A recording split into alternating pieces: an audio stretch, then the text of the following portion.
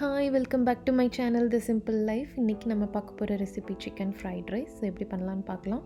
அதுக்கு நான் இன்றைக்கி போன்லெஸ் சிக்கன் எடுத்து வச்சுருக்கேன். குட்டி குட்டியாக க்யூப் சைஸாக கட் பண்ணி எடுத்து வச்சுருக்கேன். ஸோ பாஸ்மதி ரைஸ் பார்த்திங்கன்னா கொஞ்சமாக ஆலிவ் ஆயில் ஆட் பண்ணி உப்பு ஆட் பண்ணி தனியாக வேக வச்சிட்ருக்கேன். ஸோ ஒரு பெரிய சைஸ் வெங்காயம் கட் பண்ணிக்கலாம். பூண்டு பார்த்திங்கன்னா ஒரு 6-7 பூண்டு, அதையும் குட்டி குட்டியாக நறுக்கி வச்சுருக்கேன்.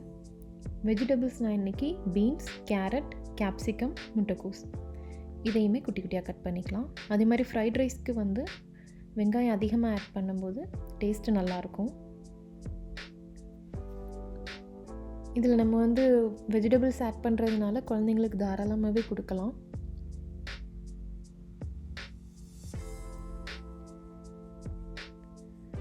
ஸோ காய்கறி எல்லாத்தையும் நல்லா வாஷ் பண்ணி தனியாக ஒரு பவுலில் எடுத்து வச்சுருக்கேன். அதே மாதிரி பாஸ்மதி ரைஸ் அப்பப்போ செக் பண்ணிகிட்டே இருங்க. கரெக்டாக ஒரு 15 மினிட்ஸ் போதும், ரொம்பவும் வெந்துடக்கூடாது இல்லையா ஃப்ரைட் ரைஸ்க்கு. ஸோ அதனால் அப்பப்போ செக் பண்ணிக்கலாம்.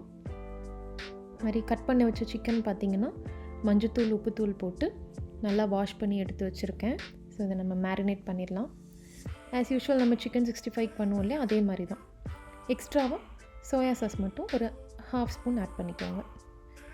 65 பொடி ஒரு 3 ஸ்பூன், 1.5 ஸ்பூன் கார்ன்ஃப்ளவர், உப்பு, சோயா சாஸ். இப்போ நம்ம பொரிக்க ஸ்டார்ட் பண்ணிடலாம்.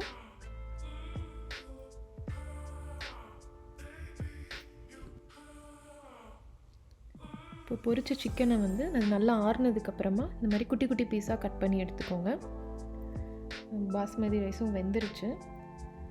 ஸோ சாதத்து மேலே பார்த்திங்கன்னா கொஞ்சமாக ஆலிவ் ஆயில் ஆட் பண்ணிவிட்டு அது கொஞ்சம் நேரம் ஆற விட்டுக்கலாம். எதனால் அப்படின்னா அது அரிசி ஒன்றோட ஒன்று ஒட்டாமல் இருக்கிறதுனால நான் ஆயில் ஆட் பண்ணுறோம்.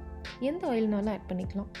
இப்போ ஒரு பேனில் ஒரு 3 டேபிள் ஸ்பூன் ஆலிவ் ஆயில், நல்லெண்ணெய், கடலெண்ணெய் எதுனாலும் ஆட் பண்ணிக்கலாம். நீங்கள் கட் பண்ணி வச்சுருக்கிற பூண்டும் வெங்காயமாக ஆட் பண்ணி நல்லா ஃப்ரை பண்ணிக்கோங்க.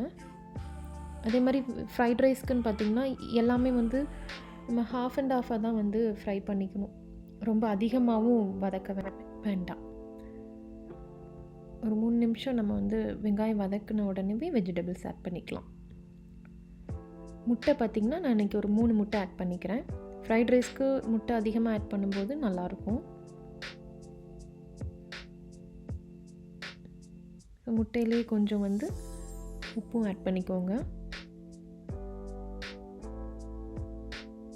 இந்த மாதிரி வெஜிடபிள்ஸை ஒரு சைடை நம்ம ஒதுக்கி வச்சுட்டு அதே பேன்லேயே இந்த மாதிரி எக்கும் ஆட் பண்ணிக்கோங்க. ஸோ எக்கு கொஞ்சம் ஃப்ளஃபியாக வந்த உடனே காய்கறி அதையும் சேர்த்து வதக்கி விட்டுட்டு ஒரு 2 நிமிஷம் கழித்து கட் பண்ணி வச்சுருக்கிற சிக்கனையும் ஆட் பண்ணிக்கோங்க.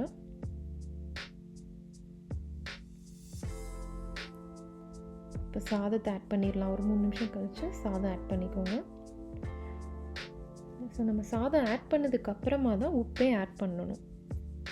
அப்போ நம்ம எக்குக்கு தான் ஆட் பண்ணோம் இல்லையா. ஸோ இப்போ டோட்டலாக பார்த்திங்கன்னா ஃப்ரைட் ரைஸ்க்கு நம்ம இப்போ தான் ஆட் பண்ணுறோம். ஒரு 1/2 ஸ்பூன் மட்டும் சோயா சாஸ் ஒரு ஃப்ளேவருக்காக தான் ஆட் பண்ணுறேன். பட் இது ஆப்ஷனல் தான், நீங்கள் தேவைன்னா ஆட் பண்ணிக்கலாம், இல்லைன்னா வேண்டாம். இறக்குறதுக்கு முன்னாடி ஒரு 1/2 ஸ்பூன் அளவுக்கு பெப்பர் அதுவும் ஆட் பண்ணிவிட்டு நல்லா கிளறி விட்டுக்கோங்க. ஸ்டவ் ஆஃப் பண்ணிவிட்டு ஸ்ப்ரிங் ஆனியன்ஸ் இருக்கு இல்லையா, வெங்காயத்தலை, அதையும் ஆட் பண்ணிவிட்டு இறக்கிடுங்க. Fried rice ready. ஸோ நீங்கள் ட்ரை பண்ணி பாருங்கள். பிடிச்சிருந்ததுன்னா லைக் பண்ணுங்கள். நெக்ஸ்ட் வீடியோவில் மீட் பண்ணலாம். தேங்க்யூ.